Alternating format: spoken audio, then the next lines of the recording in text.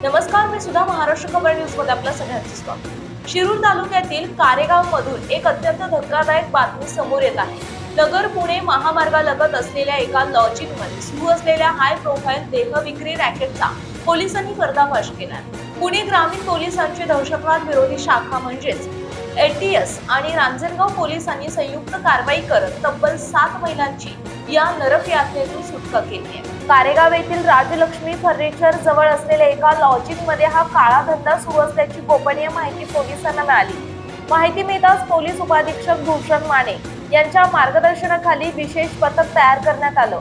पोलिसांनी आधी घाई गडबड न करता या लॉजवर एक बनावट ग्राहक पाठवला। खात्री पडताच दुपारी 4च्या सुमारास पोलिसांनी या लॉजिंगवर अचानक छापा टाकला। पोलिसांच्या या छाप्यात खोली क्रमांक 105 मध्ये बनावट ग्राहकासोबत एक महिला रंगेहात आढळून आली। त्यानंतर पोलिसांनी कसून तपास केला असता दुसऱ्या मजल्यावरील वेगवेगळ्या खोल्यांमध्ये आणखी 6 महिला आढळून आल्या। या छाप्यात पोलिसांना काउंटरवरून 2000 रुपयांची खून केलेली रक्कम, कंडोमची पाकिटे आणि इतर साहित्य जप्त केले।